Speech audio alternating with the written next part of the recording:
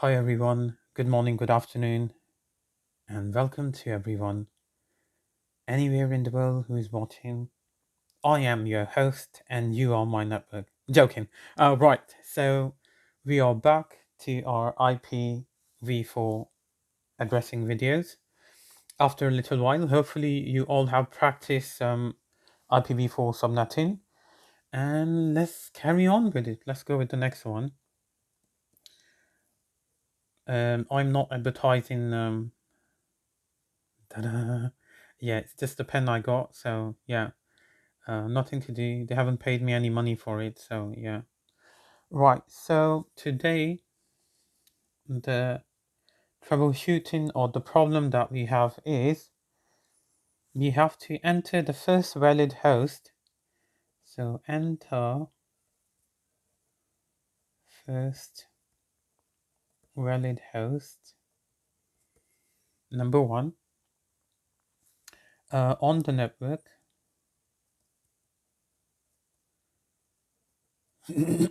Enter first valid host on the network, and that the host, ladies and gentlemen, 10.22, that's our IP address for today. Don't worry, it's alright. Anyone knows what class does it belong to? Yes, it belongs to class A. Yes, so class A. So we have to enter the first valid host on the network that the host there. So that's the host here is a part of. Now, as you can see here, that technically we can't see any subnet mask here, but they have given us the prefix or the slash notation. Yes. Right. So part one, what we will do is, in order to find out the first host, what we should do is we will break the prefix notation, which is /19, into octets and bits. So let's break it then. Right. 1, 2, 3, 4. The third one has gone a bit ongly bongly. Right. So 255, and then we got 255. So these are called octets, and the bits go in here. So we are first octet, second, third, and the fourth. It's very easy, fairly easy. Just keep on practicing and you will get there. Right. So 8 plus 8, or 8 adds 8, is 16. Correct? Right. Now if we add 3 more, that's going to be our /19. So 8 plus 8 plus 3, or 8 add 3 is going to be 19. So that adds up to our prefix or the slash notation. So we are breaking it into octets, which is here, and bits here. So the value of the third octet is always the third value here. I think value of the third octet. No, correction. So I'll amend my words. It's the value of the third bit. That's it. Yeah, the value of the third bit, because 8 plus 8 is 16, and then we have to further add 3 to make it 19. So the value of the third octet. Again, frauds. Again, the value of the third value. The value of the third value. The value of the third bit is 224. So now, if anyone doesn't know, I will just briefly explain. So first, second, third, 4, 5, 6, 7, and 8. So these are all bits, and the value of the bits will always remain the same. So first bit, here, go here, right. So first one is always 128, then you got 192. So I'm talking about the values of the bits, remember. 224, 240, 248, 252. So it goes in like this. The first 124, 192, 224, and I think the fourth one is here, and the fifth one is here, and the sixth one is here, and the seventh one is here, and then you have 254. So literally, I think I've made a slight mess down there, but just to confirm here, so 128, remember, first, 192, 224, 240, 248, 252, 254, and 255. So 1, 2, 3, 4, 5, 6, 7, 8. So it goes from left to right usually. So here when you can see that is the third value. So this is what we'll put in here.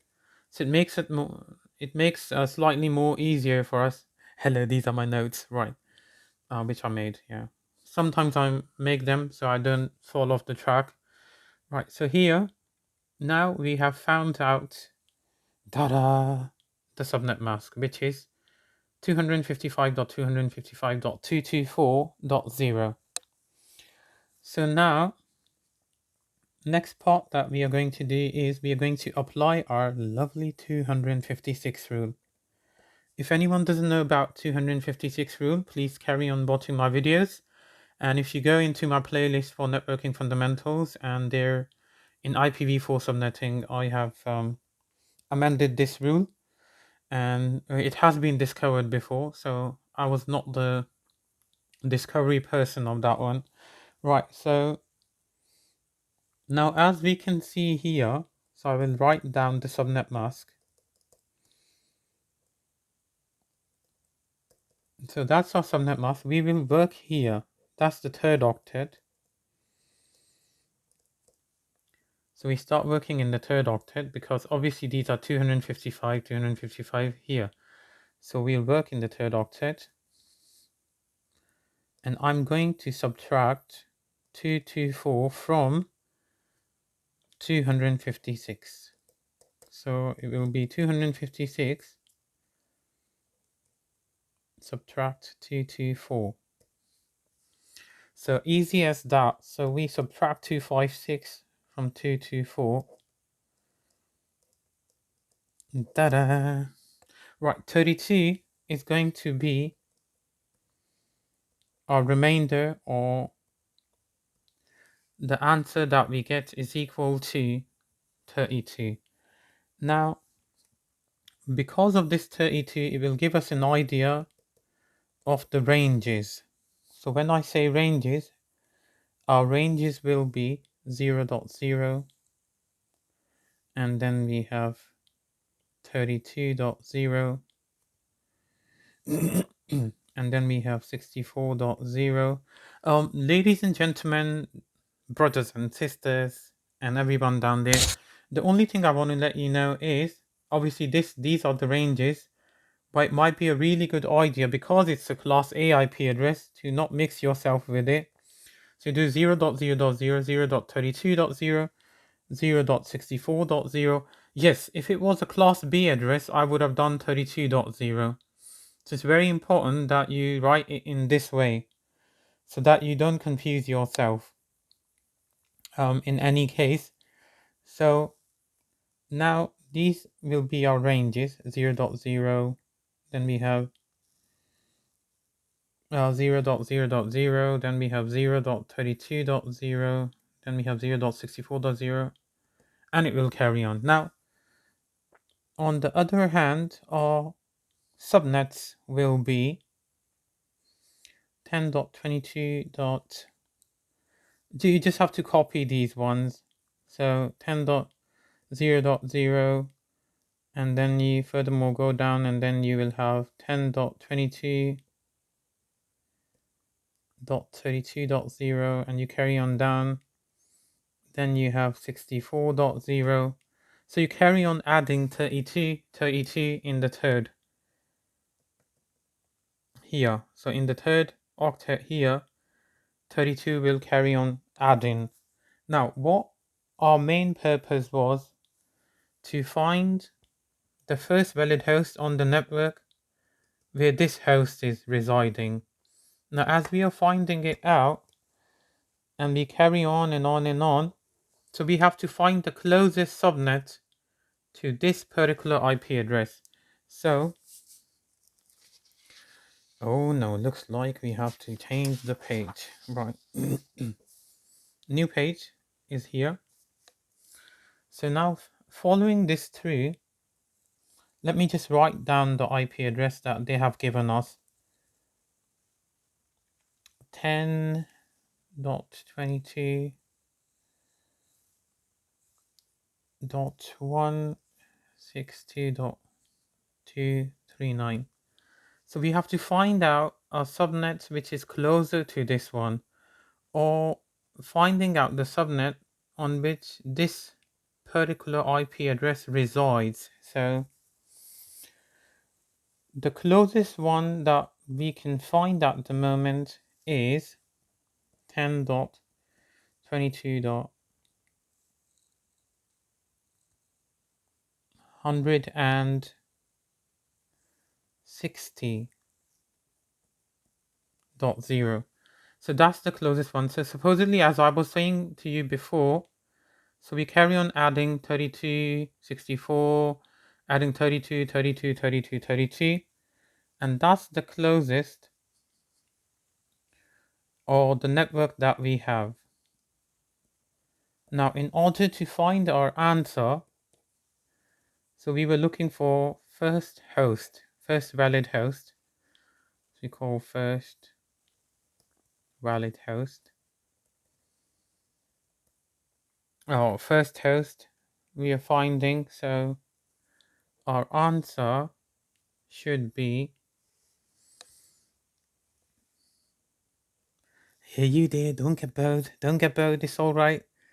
Carry on learning, don't get bored. Hello you there, button. Where you button? Hello, you there. Please come back, it's finishing almost. Right. Answer should be for us, concentrate. Right. Sorry, we're back in the lesson now. My mind went here and there. So yeah, so our answer, which is the first valid host. So answer should be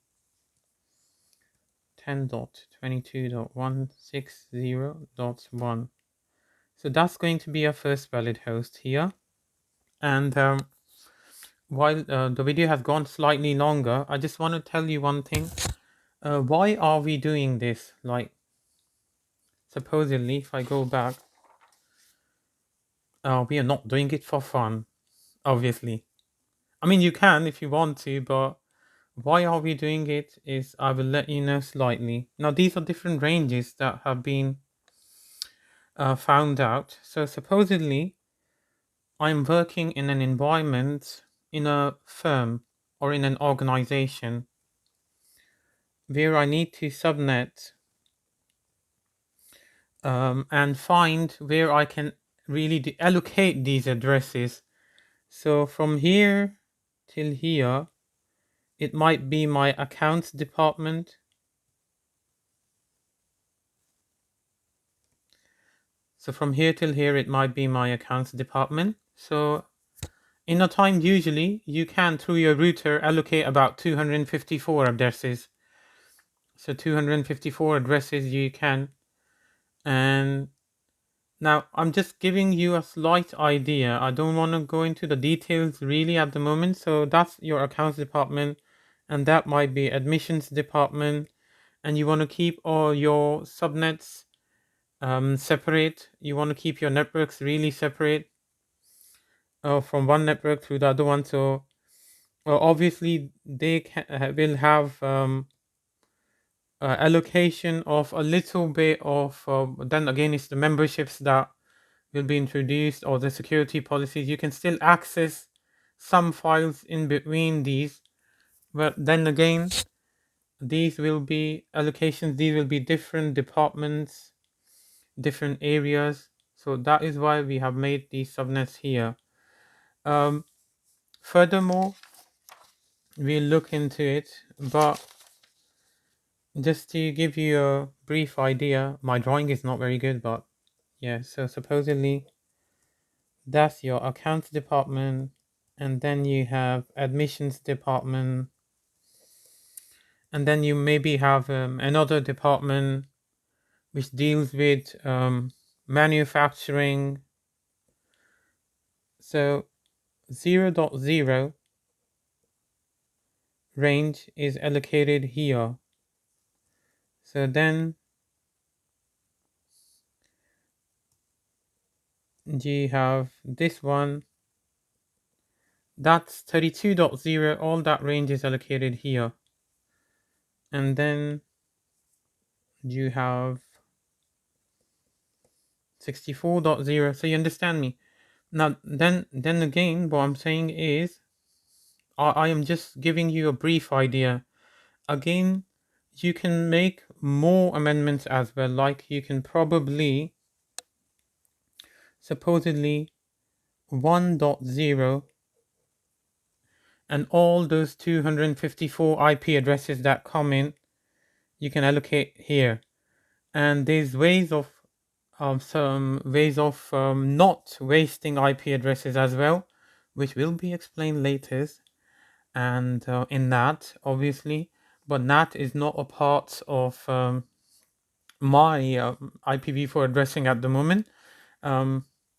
If anyone doesn't know what NAT is, it's called Network Address Translation. Address translation. And then you have inside NAT, you have outside NAT, and blah blah blah. Right. So the video has gone a little bit forward. Thank you so much for subscribing to my channel. I'll carry on making videos on IPv4 addressing, and if I do get any time, I will focus more on IPv4 addressing, obviously, and some other aspects, as you can check in my playlist for computers. Last time I made a short video on processors as well, so check that as well. On i9 processor, I think it was. Yeah, so check that as well. For the time being, it's a bye from me. Bye.